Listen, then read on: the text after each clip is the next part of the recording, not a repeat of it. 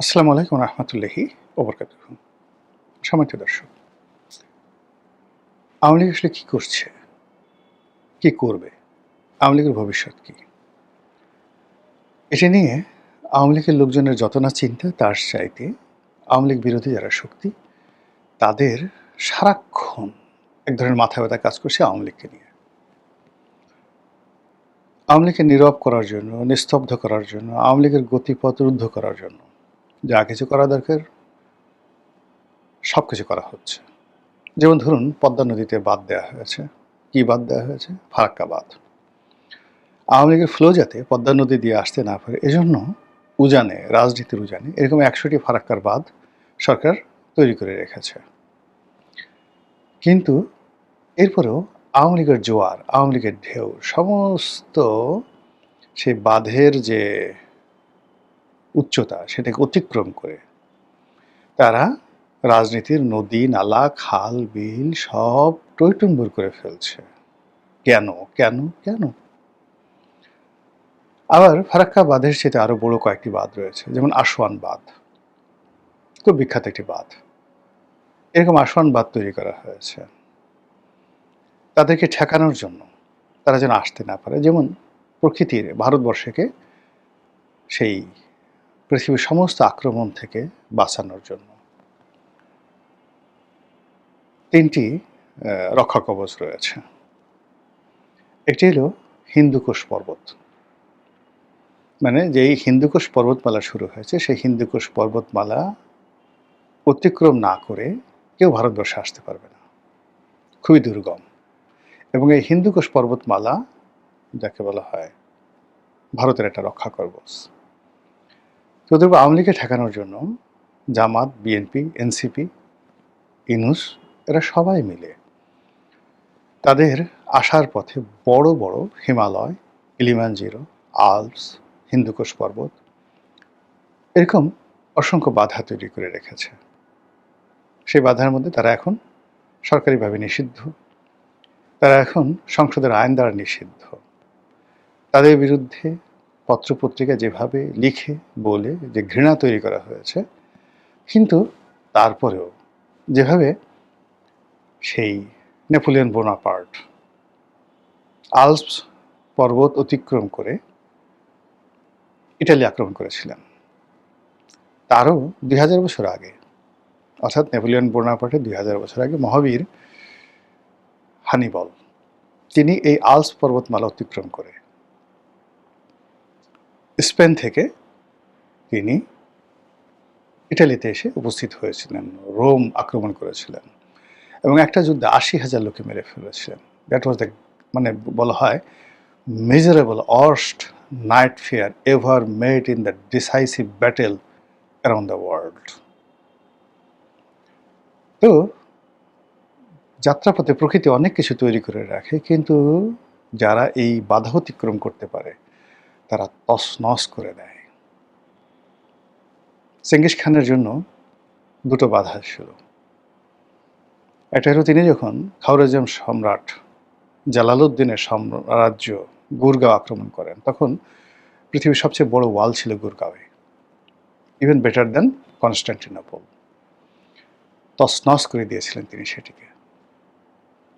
আরেকটা হলো গ্রেট ওয়াল, চায়নার যে গ্রেট ওয়াল,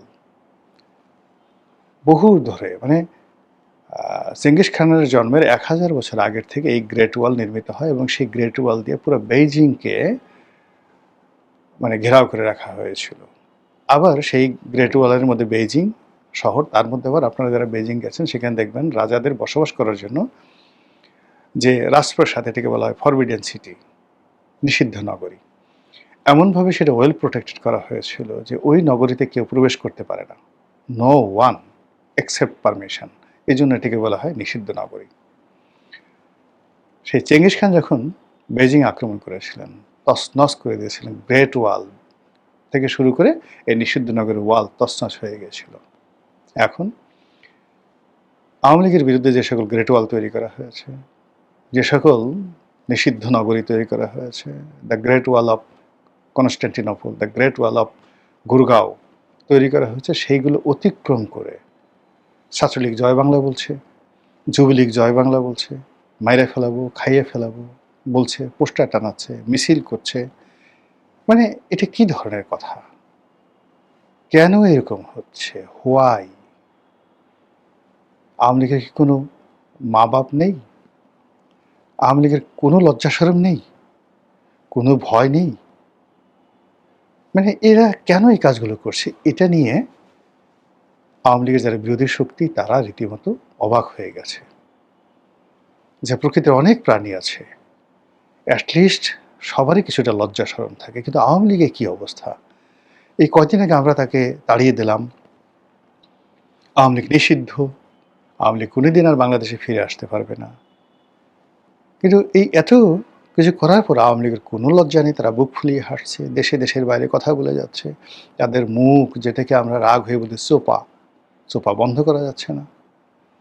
তো এই যে একটা অবস্থা, সেই অবস্থার প্রেক্ষিতে 2026 সনে 23শে জুন তাদের একটা, যাকে বলা হয় প্রতিষ্ঠা বার্ষিকী। এখন সরকার বলছে যে এটা তো কোনো দলই না, এর কোনো অস্তিত্ব নেই, কিয়ামত হয়ে গেলে আওয়ামী লীগ ফিরে আসতে পারবে না, এর কোনো নামগন্ধ থাকবে না, বাংলাদেশে শেখ মুজিবের নাম, শেখ হাসিনার নাম উচ্চারণ করার মতো কোনো লোক থাকবে না। কিন্তু এর মধ্যে সেই 23শে জুন আসেনি। আমি ভিডিও যখন করছি 22শে জুন রাতে, এর মধ্যে সারা বাংলাদেশে রেড অ্যালার্ট, 6টি জেলাতে সেনাবাহিনী নেমে গেছে, গোয়েন্দা সংস্থার সেই সর্বোচ্চ নেটওয়ার্ক কাজ করছে, সামরিক, বেসামরিক, রাজনৈতিক নেতাকর্মীরা সবাই জয় বাংলার স্লোগান প্রতিহিত করার জন্য রীতিমতো মানে কি বলবো, জনযুদ্ধে নেমেছে। ঠিক সেই অবস্থাতে আওয়ামী লীগ অনেকটা রিল্যাক্স মোডে তারা দিল্লিতে বসে তৎপরতা চালাচ্ছে। শেখ হাসিনা দিল্লির যে প্রভাবশালী সাউথ ব্লক রয়েছে, আপনারা জানেন সাউথ ব্লক কাকে বলা হয়। তো সেই সাউথ ব্লকের যারা আছেন তাদের সবার সঙ্গে তিনি সিরিজ বৈঠক করছেন, all of the political parties, এবং তাকে কারো কাছে যেতে হচ্ছে না। সবাই নরেন্দ্র মোদী থেকে শুরু করে সরকারের কর্তা ব্যক্তি সবাই তার সঙ্গে গিয়ে দেখা করছেন গোপনে। সোনিয়া গান্ধী থেকে শুরু করে অন্যান্য যে সকল নেতা যারা দিল্লিতে যাচ্ছেন, কেউ হয়তো তামিলনাড়ু থেকে আসছে, কেউ হয়তো কলকাতা থেকে আসে, তার সঙ্গে দেখা করছেন। তিনি বলতে গেলে পীরে মা হয়ে গেছেন এখন। মানে তাকে, মানে এটা বলতে মেজাজও গরম হয়ে যায়, রাগও হয়ে যায়, হাসিও পায়। আমরা একটা সময় হেসেছিলাম খুব, যে মোজাম্মেল বাবু, সাংবাদিক মোজাম্মেল বাবু শেখ হাসিনাকে খুশি করার জন্য বলেছিলেন যে নেত্রী, আমাদের খুব দুঃখ হচ্ছে, আমরা বোধহয় আপনাকে হারাতে যাচ্ছি। তো শেখ হাসিনা খুব আশ্চর্য হয়ে গেলেন, অবাক করা কথা, এ কি নেগেটিভ বললো না পজিটিভ বললো? আচ্ছা কেন কেন কেন কেন হারাতে যাচ্ছি কেন?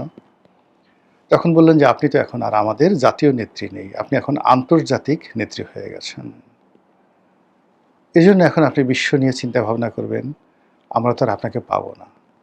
তখন শেখ হাসিনা হেসে দিলেন, বলে কি বালক, এ কথা কি কেউ বলে? আচ্ছা রাখো রাখো রাখো রাখো, খুশিতে টকবক। আচ্ছা দেখেন, সেদিন যেটা স্যাটায়ার করে মোজাম্মেল বাবু বলেছিলেন, এখন ঠিক সেম জিনিসটাই ঘটনাটা ঘটছে। আমেরিকা বলছে, আমেরিকান রাষ্ট্রদূত বলছেন আমরা সবার সঙ্গে যোগাযোগ করছি।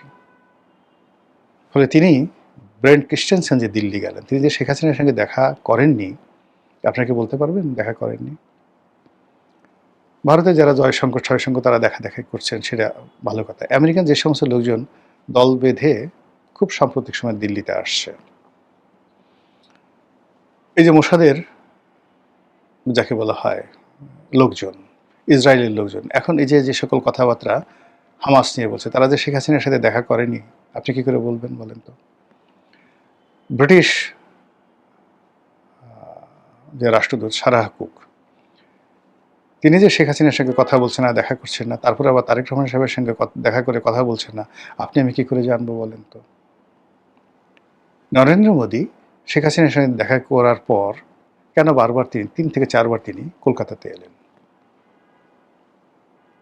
কেন ভারতীয় সেনাপ্রধান, বর্তমান আগের যে মিস্টার উপেন ছিলেন এবং বর্তমানে যিনি আছেন, কেন বারবার আসাম ত্রিপুরা আসা যাওয়া করছেন? ফলে শেখ হাসিনা ওখানে বসে তিনি কি করছেন দিল্লিতে বসে, এটা সরকারকে জানতে হবে, আমাদেরকে জানতে হবে। না জানা পর্যন্ত আমরা কিন্তু স্বস্তি পাচ্ছি না। ২ নম্বর হলো শেখ হাসিনার ছেলে, সে যে লন্ডনে আছে, এই আমেরিকাতে আছে, সে তো আমেরিকাতে বসে মেট্রোতে চড়ছে না। আগে একসময় তার মা যখন ক্ষমতায় ছিলেন তখন তিনি অনেকটা রিল্যাক্স ছিলেন। কখনো হাফ প্যান্ট পরে শর্টস পরে তিনি বসতেন, তার প্রিয় একটা কুকুর সেটাকে নিয়ে তিনি পোজ দিতেন, বাংলাদেশে আসতেন কখনো, মানে তিনি জাস্ট এটাকে একটা প্লেজার টাইম হিসেবে ব্যবহার করতেন। কিন্তু এখন তো তিনি সেটা করছেন না, তিনি খুব সিরিয়াস। এবং আপনারা জানেন যে পুরো ২০০১ থেকে ২০০৬ সনে আমেরিকাতে মার্কিন যে লবিস্ট গ্রুপটা ছিল আওয়ামী লীগের, এর পুরো লবিস্ট গ্রুপটির নেতৃত্ব দিয়েছিলেন সজীব ওয়াজেদ জয়। তার প্রেক্ষিতে আমেরিকার যে গ্রুপটি, যারা এসে বাংলাদেশের রাজনীতিতে এস্টাবলিশড হয়েছিলেন, তাদের মধ্যে আমি নাম বলি, জনাব অর্থমন্ত্রী মুহিত, আবুল মাল আব্দুল মুহিত, তার ভাই ডক্টর এম এ মোমেন, তার সঙ্গে সঙ্গে যে সকল আমেরিকান লবিস্টের লোকজন রয়েছেন, সেই ডক্টর তৌফিক এলাহি, মশিউর রহমান, ডক্টর মশিউর রহমান এনবিআরের চেয়ারম্যান ছিলেন, এসটি ইমাম, ডক্টর এসটি ইমাম, ওই যে সোনালী ব্যাংকের চেয়ারম্যান ছিলেন যাকে বলা হয় ডক্টর কাজী বাহারুল ইসলাম, ডক্টর আবুল বারাকাত, এই পুরো লোকগুলো যে এই যে আমেরিকান লবিস্টের হয়ে, এরকম অন্তত পক্ষে ১০০ জন, দে আর রিনাউন্ড পলিটিশিয়ান, তারা ব্রুক্র্যাট, আর্মি ব্রুক্র্যাট, সিভিল ব্রুক্র্যাট, সবাই তারা যে গ্রাউন্ড ওয়ার্কটা করেছেন ২০০১ থেকে ২০০৬ পর্যন্ত, ইটস আনবিলিভেবল। এর আমেরিকান পার্টি অ্যাবসলিউটলি নেতৃত্ব দিয়েছেন ওই যে আপনারা যাকে অটিস্টিক বলেন, আপনারা যাকে নিয়ে ঠাট্টা করেন, ট্রল করেন, সেই সজীব ওয়াজেদ জয়। তো সেই ২০০৬-এর পর 1/11 গেল, তারপরে ১৭ বছর তিনি বিশ্ব রাজনীতি দেখেছেন, বিশ্বের যত রাজদরবার দেখেছেন, তারপর বাংলাদেশের প্রশাসন দেখেছেন। যদি আপনি বলেন টাকা পাচার করেছেন, কামিয়েছেন, টাকা নিয়ে তো তিনি বসে বসে সেই টাকা ছিঁড়ে, মানে গাঁজা খাননি বা ছিঁড়ে ফেলেননি, সেই টাকা তার হাতে আছে। তো সব মিলিয়ে এই জিনিসগুলো যে তিনি করেছেন ২০০৬ থেকে আপনি যদি ২০২৪ পর্যন্ত ধরেন, এই যে সুদীর্ঘ সময়, অর্থাৎ আওয়ামী লীগের ১৭ বছর, তার আগের ২ বছর, ১৯ বছর, এই ১৯ বছর জনাব সজীব ওয়াজেদ জয়, তার কি একটা চুলও পাকেনি? তার কি কোনো অভিজ্ঞতা হয়নি? তার কি কোনো বোধ বুদ্ধি হয়নি? এবং সেইগুলো নিয়ে এখন তিনি কি বসে বসে আকাশে তারা গুনছেন আমেরিকাতে? Not like that. তিনি যদি ২০০১ থেকে ২০০৬ পর্যন্ত কোনো সফলতা দেখাতে পারেন, যেটা বিএনপি হাড়ে হাড়ে টের পেয়েছে, জানে, তাহলে সেটা এখন কোন পর্যায়ে আছে। ফলে এগুলো কাউন্ট করতে হবে, তার বাইরে লক্ষ্য করুন যে এই মুহূর্তে আওয়ামী লীগের ৩টি গ্লোবাল হেডকোয়ার্টার, ১ নম্বর গ্লোবাল হেডকোয়ার্টার এখন লন্ডন, ২ নম্বর গ্লোবাল হেডকোয়ার্টার হলো এখন কলকাতা, ৩ নম্বর গ্লোবাল হেডকোয়ার্টার এখন দিল্লি, ৪ নম্বরে নিউ ইয়র্ক, ৫ নম্বরে ওয়াশিংটন ডিসি। এখন এই যে হেডকোয়ার্টারের মধ্যে যে একটা কানেক্টিভিটি, এই কানেক্টিভিটিগুলো যেভাবে চলছে, যেভাবে তারা একের পর এক ম্যাটিকুলাস ডিজাইনের যে কাজগুলো করছে, আপনি চিন্তা করেন ডক্টর মোহাম্মদ ইউনূস গেলেন, তার জীবন হারাম করে দিয়েছেন। হাসনাত আব্দুল্লাহ গেল, জীবন হারাম করে দিয়েছেন। এবং নেক্সট টাইমে ডাক্তার শফিকুর রহমান যখন যাবেন, তার জীবন হারাম করে দেওয়া হবে। তারেক রহমান সাহেব যদি এই ইংল্যান্ডে তিনি যান, কিংবা এই যে নিউ ইয়র্কে তিনি যাবেন, জাতিসংঘ সাধারণ পরিষদের অধিবেশন দেখেন, ওই সময়টাতে আওয়ামী লীগ কী বিশ্রী কর্মকাণ্ডগুলো করে। আপনারা মানে আওয়ামী লীগের এই সমস্ত দুষ্টামি আপনারা কল্পনাই করতে পারবেন না। তারা যে লগি উঠে দিয়ে যেভাবে সাপের মতো মানুষ মারছে, আপনি কল্পনা করতে পারেন? যেভাবে তারা বাস পুড়িয়েছে শেরাটনের সামনে গান পাউডার দিয়ে, বাংলাদেশে যে গান পাউডার দিয়ে বাস পুড়ানো যায়, এটা কেউ কল্পনা করতে পারেন? বাংলাদেশের কোনো রাষ্ট্রদূতের গাড়ি যে ভাঙা যায় মোহাম্মদপুরের রাতের আধারে, সেই রাষ্ট্রদূত দৌড়ে পালিয়েছেন, বদিউল আলম মজুমদারের বাসায় দেখা করতে গেছিলেন। আপনি কল্পনা করতে পারেন এদের দুষ্টেমি, যেখানে আপনার যাকে বলা হয় পিটার ডি হাসকে যে ধাওয়াটা দেওয়া হয়েছে কয়েকবার, সে ভয়ে তার দূতাবাস থেকে বের হতেন না তিনি। এই আওয়ামী লীগ, সেই আওয়ামী লীগ মনে করেন যে জনাব তারেক রহমান সাহেব যাবেন নিউ ইয়র্কে, আওয়ামী লীগ কী করছে?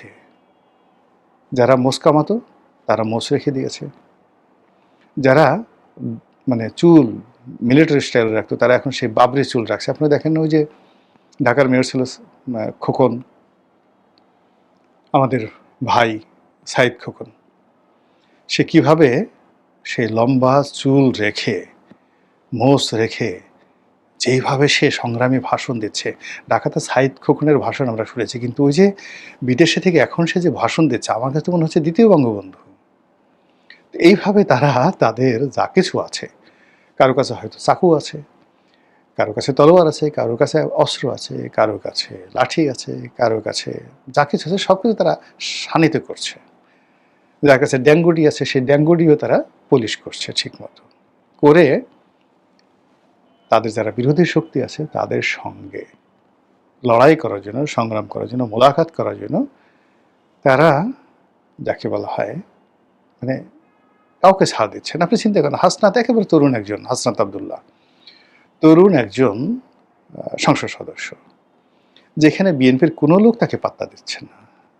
এনসিপি যে একটা দল, হাসনাত যে একটা নেতা, এটা বিএনপির কোনো লোক মনেই করছে না। তো সেই মানুষটিকে লন্ডনের মতো জায়গাতে আওয়ামী লীগ কতটা কগনিজেন্সি নিয়েছে, কিভাবে মানে ইরানের ড্রোন যেভাবে মানে নাচতে নাচতে, ড্রোন এবং ক্ষেপণাস্ত্র যেভাবে নাচতে নাচতে তেল আবিবে আক্রমণ করেছে, যেভাবে ওদের সুপারসনিক মানে সাউন্ড দেখে দেখে, বা সাউন্ড না মানে আমেরিকার যে প্লেনগুলো আছে সেই প্লেনের যে উত্তাপগুলো, হিট, সেই হিটগুলো ডিকটেট করে যেভাবে মানে ক্ষেপণাস্ত্র এবং ড্রোনগুলো, ইরানের ড্রোনগুলো আক্রমণ চলেছে, যেটা ডোনাল্ড ট্রাম্পকে পাগল বানিয়ে ফেলেছে।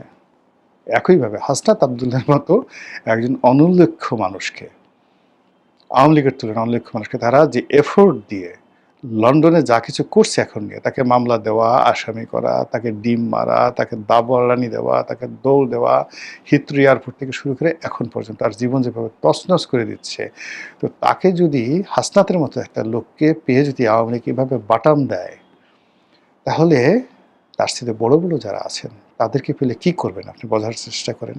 তো এই যে আওয়ামী লীগের যে অবস্থা, সেই অবস্থা আপনি কগনিজেন্সে নেবেন কি নেবেন না, ভাববেন কি ভাববেন না, এটা আপনার একান্ত ব্যক্তিগত বিষয়।